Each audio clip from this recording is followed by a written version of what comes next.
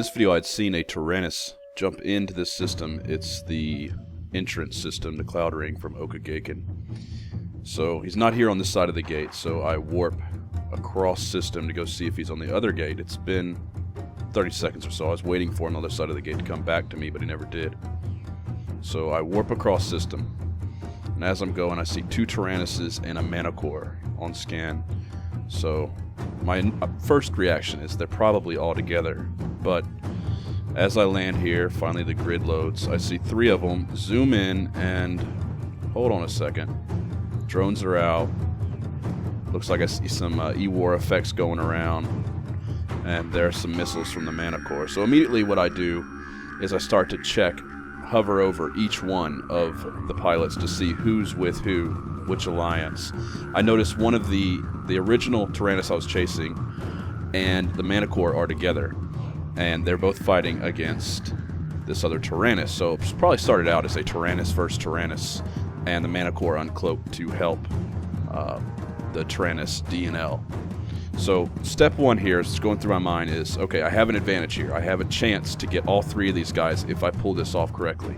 Step one, kill the Manticore first, because he will die really quick. He's going to be squishy. Once he's dead, I let the two Taranises keep fighting. Go kill DNL and Taranis, because he's probably winning since he has help from the Manticore. Step 3, I go kill and finish off Fingding and the Taranis after I've killed the other two guys.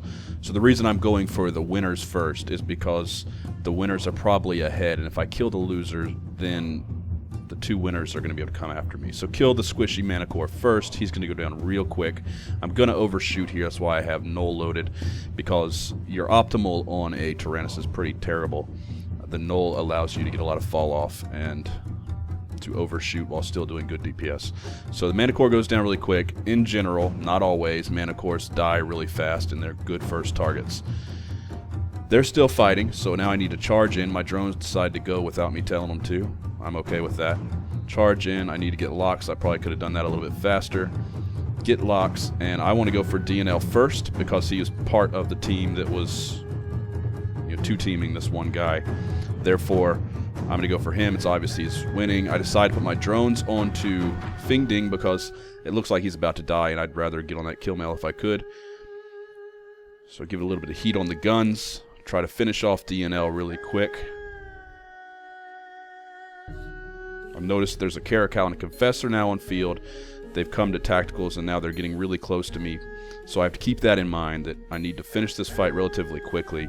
I stand zero chance against a Confessor or a Caracal alone, much less together. So they're down. I've killed all three. Now I need to get out, find a clump of warpables, double-click in that direction, overload your micro-warp drive, and spam your warp to the thing you're aligned to so you can warp as soon as you get out of the bubble.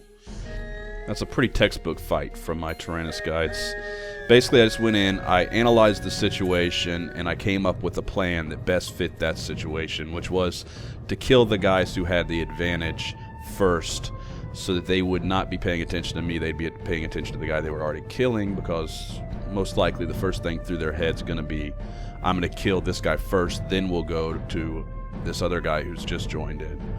So I'm taking advantage of the way that they are going to execute, or the way I believe they're going to execute. You can see right here, I got them all. Manticore, two Taranises. I'm in a Taranis.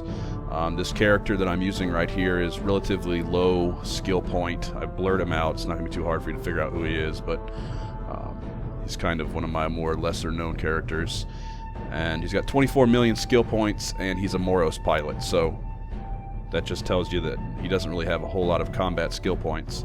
I just use him every now and then to do a little bit of frigate PVP, and that's a pretty fun fight. Killed two Taranises and a Manticore with a Taranis.